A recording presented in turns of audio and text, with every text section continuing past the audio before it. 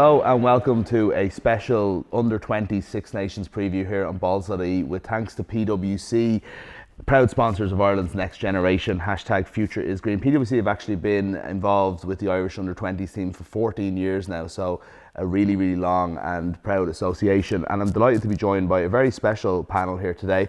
Darren Cave, who Ulster and Ireland centre, who won the Grand Slam, the first ever Under-20 Six Nations back in 2007.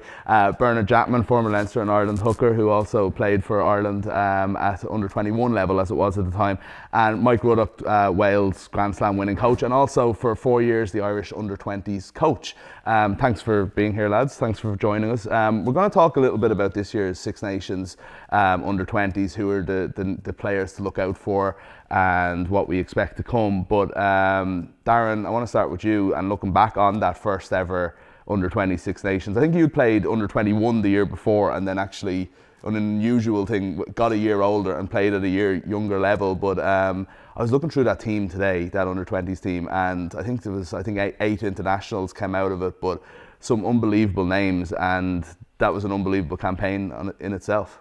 Yeah, it was a very, very strong team, as you'd imagine, to win a Grand Slam. To name drop a few: Healy, Keith Earls, Sean O'Brien, myself.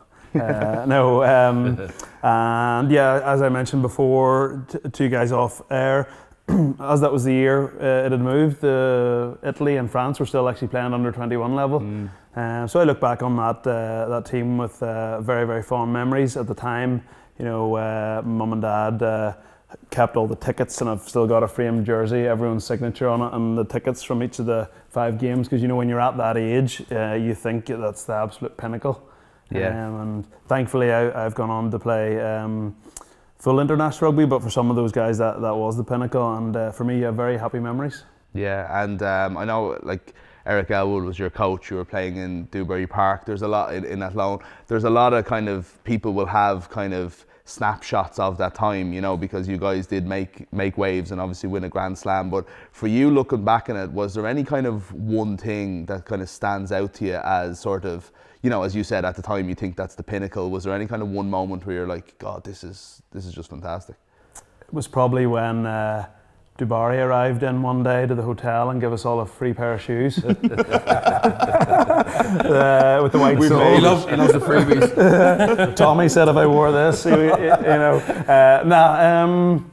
do you know, it was just a great time, and I think what's so important about that level is normalising, you know, beating these teams. If you struggle at age grade, it really is a recipe to struggle the rest of the way through your career. We've seen now with the young guys in the Ireland team, guys like Jacob Stockdale, guys like James Ryan. I think they both played in the Under-20 World Cup final, beating the All Blacks along the way. So for that's very normal to them, and I think that is the biggest thing that can come out of the 20s. Having a group of players that find it normal to beat England, Wales, and France, and the likes of New Zealand, if possible, in the World Cups.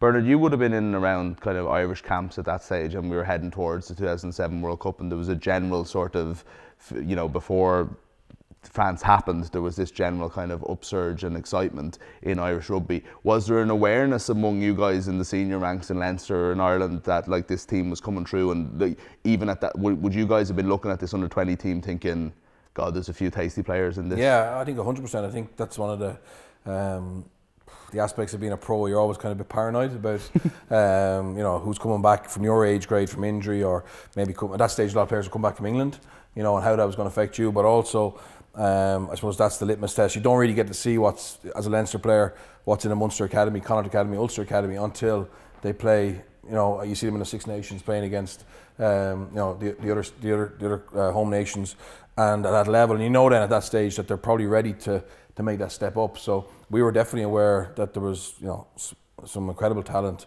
coming behind, and you know, hopefully this year, you know, there's a batch of players who are going to come through and you know, and play for Ireland like Darren did. Yeah, and Mike, before you took over as coach, I mean, both your sons, Kieran and Reece, both played for the Under-20s themselves, and Reece actually was the only other, as part of the only other team other than Darren's that won a Six Nations title in 2010. for them, you know, kind of developing into professional rugby players and into Leinster and Ireland players, was that a grade that sort of, you know, that was that important stepping stone to get to that next level? Oh yeah, it's massive. You know, you're putting yourself on the radar really nationally for the island sort of selectors to be aware that there's a crop coming through, and for the regions, the provincial teams to be aware that these youngsters are coming through. But it gives you a stage as well, you know. And you know, of course, Kieran got into the World Cup a year young in 2008, and we were all excited he was going off to a World Cup. But he was living in Wales at the time, and the World Cup was in Wales, so he didn't have too far to travel. So once that excitement was over, it was Rhys decided to, you know, to make himself available as well, alongside his brother for Ireland, in 2009, and that World Cup was in Japan.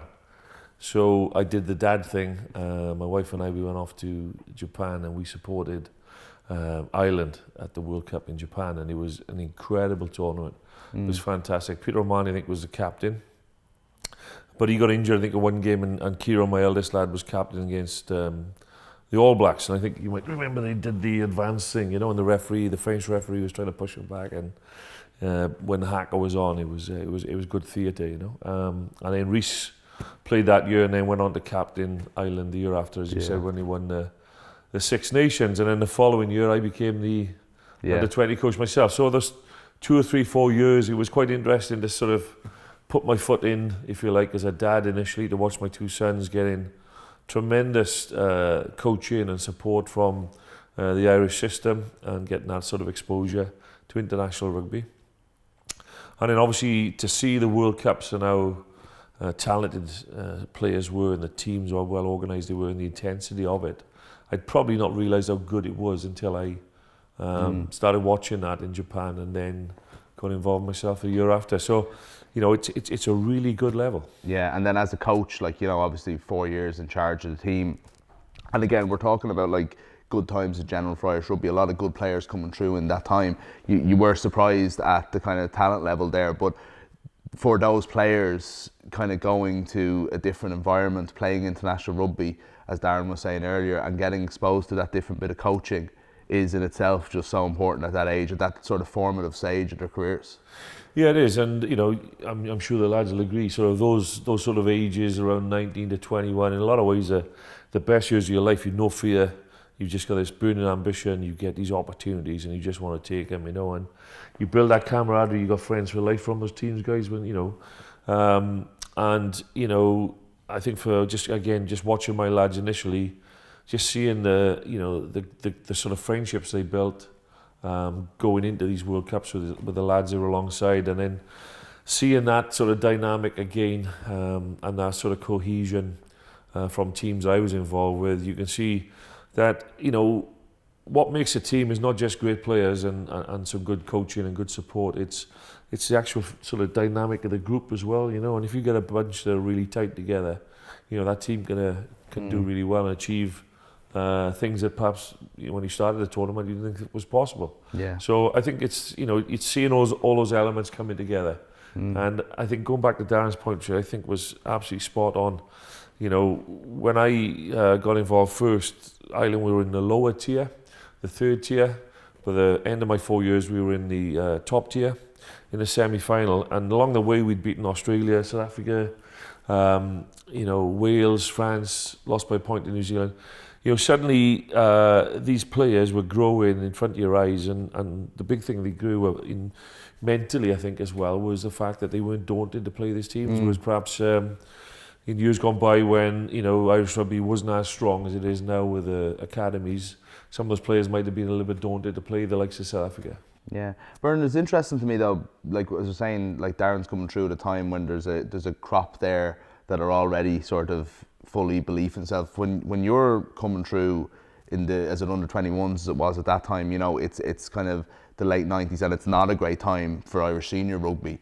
Was there? Do you feel that there was compared to being a coach now and kind of knowing how it works out, like the difference in how that level of the game has grown over the last kind of 15 years must be remarkable, isn't it? Yeah, there's no comparison. I think my year we had what turned out to be some exceptional players like Stringer O'Gara, Gervin Dempsey, Dennis Hickey, Frankie Sheen. There was a lot of guys who went on to have, some of them had 100 caps. It's incredible. But I remember we had Eddie O'Sullivan was our coach with Brian McLaughlin, and we beat an England team who were seen as being hot favourites, because England traditionally were much stronger than us at that level. And then I think, for instance, the IRFU invested in good coaches. I mean, for the 4 years that Mike would have been looking after the Irish under-20s, how good is it for those players to have an international winning coach at senior level coaching them? And when you came in 2009 to Ireland, Declan Kidney was the Irish coach, and he'd won European Cups with Munster, and I think the bits of success we got along the way added to confidence. But I suppose the quality coaching and I suppose some really quality players who had longevity and who believed they could win probably changed the mindset of Irish players. And I think now, no matter what Irish team plays, we don't have an inferiority complex, and that's been added to by obviously what Joe Schmidt has done, and beating the All Blacks twice, and the level of consistency we've had at senior level has dropped all the way down through. And I know coming from Wales that the Irish 19 or 20-year-old, having coached here as well, they've got they're much more confident and have much more belief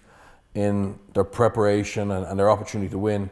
Whereas probably the Welsh 18, 19-year-old is a little bit more immature and doesn't have that support or that confidence he's going to win. It's huge. Yeah, absolutely. Darren, and that's actually a question kind of for all of you, but I'm just interested in what makes, you're an under-20s player. There's probably a lot of you at a similar enough level. There's obviously one or two that are always kind of sticking out, and then some go on to kind of make it, long professional careers, some kind of tailor off, and it's an important thing that they develop as people in those years as well, not just obviously professional rugby players. But is there something that you find that you would even know back then that would differentiate someone from that goes on to make it versus someone that kind of you think might fade away? Was there a massive talent gap within the team, or? Some players, it's blatantly obvious. Yeah. Thinking back to my team, actually, who unfortunately had to retire long ago, but David Pollock was the captain, and he ended up captaining Ulster, and he was one of those players like the likes of Peter O'Mahony, who you could just see had future sort of provincial captain written all over him. Some of it's circumstantial. There's players. For example, after that 2007 Six Nations, Ireland were preparing for the World Cup. In 2007, I think Eddie O'Sullivan left a boatload of players at home and took a really depleted team to Argentina. Sorry. Cheers. A depleted Ireland team normally involves me, actually, but unfortunately at that stage I was below that. But the result of that was Ireland had a Churchill Cup place, and a lot of the players who would have been at the Churchill Cup were in Argentina. And that meant that, and myself and Keith Earls, I can't speak for Earlsy, but at that stage I had one cap for Ulster. Yeah. And through that under-20s, I remember getting, it might have been a letter back then, that's how long ago it was, saying, look, you're going to the Churchill Cup. And I remember thinking, is that not Ireland Day? Is that not the level below international rugby? And I couldn't really believe it. And it was off the back of a good Six Nations, and yes, I played well, but I think it was as much circumstantial as anything else, and the way it was that, obviously Brian was so important to Ireland that he didn't tour, and then it meant that the likes of Kieran Lewis ended up going to Argentina, and it meant that literally there was nobody to go to the Churchill Cup, so they thought might as well give and I think actually myself and Keith Earls played 12 and 13 against the New Zealand Maori in the Churchill Cup in 2007 that year, and I think he was 19 and I was just turned 20. So just that experiences like that, and that's one thing.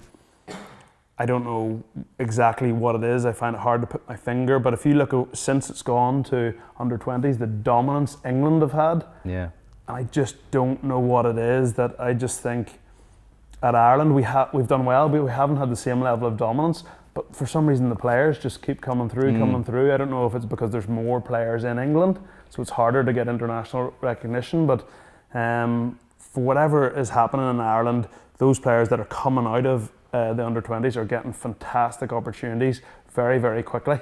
And that's just something that I think Ireland are just a wee bit ahead of the game in comparison to England. Yeah, it's interesting. Yeah, well, for me, I think that you got to have something standard. You got to have standard features. Now that could be a standard mindset. There's been players, you probably know players who mightn't be as talented as player X, but yes, they're so driven that they're gonna get there. There's nothing gonna stop them. So if you got standard size like Dev Toner, and you've got a standard mindset like he's got to be better and better and better, then you're gonna walk into the Ireland team. So you're looking for something standout. Shane Williams had standout feet, physical size. Tyke Furlong, for example, was just stand out at everything really. Big, strong lad, could touch scrummage really well, above his age grade, could carry the ball, tackle. Bernard, starting to look at this year's tournament then, it's going to be a brilliant night in Irish Independent Park in Cork, Ireland, England, which is a brilliant way to start the Six Nations across the board at all levels. But already a lot of tickets sold. I'm really looking forward to it. It was like a really disappointing World Cup this year, but it's basically a completely new squad. I think there's only 5 players that have survived, so we kind of don't know what to expect quite yet from this team. Yeah, I think we got to put that in the past. I think they had a tricky enough Six Nations when they couldn't really get any consistency and confidence from the performance, particularly defensively, and then they went to a World Cup and had a lot of injuries, and it was just difficult to get momentum. And it's hard. It's hard also, I think, and Mike would have done this, is when it's probably their first time to be in an environment like that away from home, where they're together for 2.5, 3 weeks, and the whole review, preview, recovery. France can be difficult at times. Like the hotels aren't geared up towards looking after professional rugby teams or rugby teams like that, and it can become a little bit monotonous. So I wouldn't. I think it's good that there's so many new faces coming in. I think it's a real opportunity for this group to do something different. And first game against England and Cork and is going to be massive. And looking at the England squad, I mean, guys like Ted Hill and Marcus Smith, who've been involved with the senior team, and been really, I suppose, catching the eye in the Gallagher Premiership. Now we can argue the quality of that another day, but they look like they're test internationals to be. Yeah. And then obviously, you'd like to hope that there's going to be 2, 3, 4 of this current generation who maybe can make that step up to be at least provincial players, and hopefully 1 or 2 can be international players at senior level. So it's set up perfectly, same as the senior game. But I think Friday night Cork, for those young lads, it's probably the biggest game they'll have played. Yeah, definitely. Yeah, no, it's always worrying when you kind of already know the names of a few guys in the opposition for the under-20s, just as a casual fan. But we're going to look like there's obviously, most of us won't know a huge amount of these guys coming through, but we'll watch these games and you'll kind of develop sort of opinions for yourself over the course of the Six Nations. But going into the England game, who are the players that we should probably be looking out for? Darren, I know you've trained, a couple of the lads have been in training with the seniors in Ulster over the past few months this season that are on this team. Yeah, well, as it's been alluded to widely, like this has been a big transition year, particularly early in the year for Ulster. A lot of players have left, and it did at times has left us a little short. But the great thing about that is that there's been opportunities for these guys to come through, and even like Aaron Sexton had a big contribution in pre-season, and he's still too young for this age. Sorry to prioritise Ulster backs, but they're the ones I would work with the closest. So Angus Kernahan, who I believe played last year, he's played a lot of rugby for Ulster this year. I'd say he's played maybe 10 games, including he's played Champions Cup rugby, and like that is miles ahead of I was when I was playing under 20s. So I don't want to put any pressure on him, but he's held his own in the Champions Cup. So I am expecting, when I see him play with under 20s, to stand out. The other guy, unfortunately, is a centre, young Stuart Moore, who's just out of school. Hasn't played a load of rugby, he's had a couple of injuries, but if he gets back fit, he's a very talented footballer, particularly going forward, and I think he could, if he can get himself healthy, I think he could cause some problems at this level. So they'd be the 2 that I would know the best. And I think, as Bernard said earlier, I think the Six Nations is the first time you really get to see the players from that. So I wouldn't have seen Leinster under 20s and Munster under 20s, and Connacht. So unfortunately, I don't know those guys very well yet. Yeah, this is the start of the season for this age group, and we kind of see it develop over the course of the next couple of months. But Mike, I don't know if there's anybody that you've come across in No, I wouldn't be too yeah. up to speed on the guys. But the big thing I would say, having gone into 4, Six Nations at under 20s and 4 World Cups, is the thing with England is, just they're a little bit more mature in the front 5 physically, and the scrum was always a bit of a tough battle for us, to get that sort of, that sort of parity there really in the early times, particularly first game out when you haven't had a huge amount of squad time to work on the guys. So it'll be a big challenge normally there in that sort of front row, sort of front 5 type mauling area. But Ireland normally got great football skills and fitness and the coaching behind them at under 20s, certainly the last couple of years to cause England problems. It's making sure that you can get your set piece sorted enough to get the ball away, to ask those questions of them. And whenever we struggled against England, it's because they had just a bit more power and dominance in those areas at tight, And I don't know if the guys have observed that themselves, but it's at that age grade. Don't we get a lot of our guys in Ireland, our age grade, are doing exams, and sort of getting ready for 3rd level education, trying to find that extra time to get to the gym and sort of develop those areas as well in line with the age grade it is. Yeah, absolutely. Anyone jump out? Yeah, I liked. I worked in a few games last year for RT. I liked. There's Harry Boren, who's Ross Byrne's brother. Yeah. Who again played last year and he was a year underage. A really promising 10. And there's another very good 10, Ben Healy from Munster, who won a Schools Cup medal with Leinster last year as captain, and he's very impressive. We see Carberry now. We see Burns up in Ulster. We see Frawley getting some game time for Leinster and being impressive. And again below that, you've Madigan over in Bristol who's forgotten about a little bit. But below that, I think these 2 kids have a lot of potential. And you've a good young 10 up in Ulster as well. Yeah, Johnny McPhillips. Johnny McPhillips, he's on arrange for this, but there's a lot of good young 10s in our system now, which is great. Well, I should have known a bit about young Boren. I've been coaching him. Yeah, sorry. So I forgot he was under 20s this year, so apologies. Oh, fantastic. Yeah. I mean, his debut was against Cork, who were top of the league, and they've only lost 1 game, and that was to Lansdowne this year, and this lad came in without training with us all week. He'd been with the under 20s, I think, in camp. And he came in and just was Roy of the Rover stuff, I think he scored a couple of tries and made a couple of tries and kicked goals, and Cork suffered their only defeat. So he's obviously a very talented player. One of the interesting things this year is actually that there's a good bit of next generation stuff going on, because we've got Harry Byrne, we've got I think another Scannell brother as well, and there's someone else that's escaped me at the moment, another brother of a player. So there'll be a few familiar names that we'll be kind of looking out for as well. But look, the under-20s will start on their journey, and we hope it will be a long and successful professional rugby career. But PwC will be supporting the under-20s to develop into their best they can be, both on and off the field. And thanks very much to them for tonight, and thanks very much to Darren Cave, Bernard Jackman and Mike Ruddock. Our pleasure. Thank you. Thank you. We'll be back throughout the under-26 nations, so stay tuned to Balls.ie for more on that.